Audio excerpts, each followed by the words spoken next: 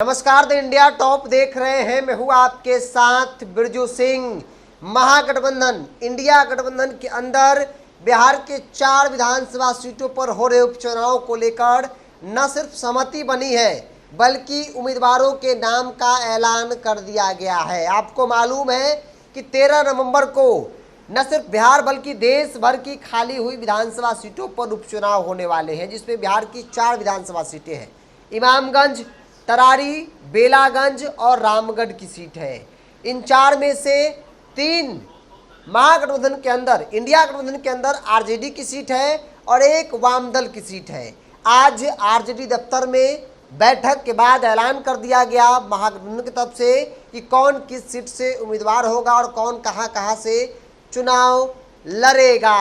हमने आपको कई नामों की चर्चा पहले भी करके बताया था। अब आधिकारिक तौर पर जान लीजिए, सुन लीजिए, समझ लीजिए कि कौन कौन महागठबंधन से 4 विधानसभा के अलग अलग सीटों पर उम्मीदवार बन गया है। जिसमें से बात रामगढ़ की करी जाए तो रामगढ़ को लेकर पहले स्थिति स्पष्ट थी कि रामगढ़ से अजीत सिंह ही उम्मीदवार होंगे। अजीत सिंह कौन है? अजीत सिंह मौजूदा आरजेडी के बिहार अध्यक्ष जगदानंद सिंह के बेटे हैं।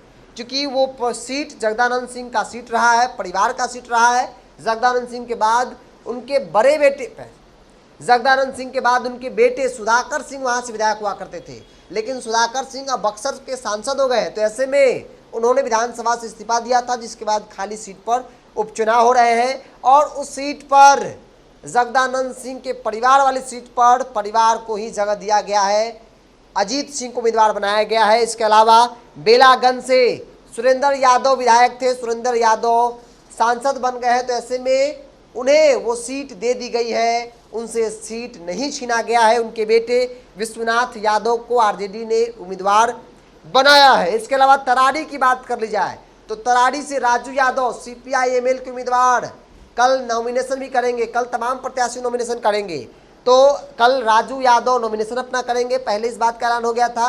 राजू यादव सीपीआई-एमएल महागठबंधन के उम्मीदवार बनाए गए हैं। इसके अलावा इमामगंज जीतन राम मांझी जहां से विधायक थे, जीतन राम मांझी अब गया के सांसद हो गए। तो ऐसे में आरजेडी ने उदय नारायण चौधरी को उम्मीदवार पिछली बार बनाया था, लेकिन इस बार आरजेडी ने बड़ा फेरबदल किया है और राजेश मांझी को उम्मीदवार बनाया है।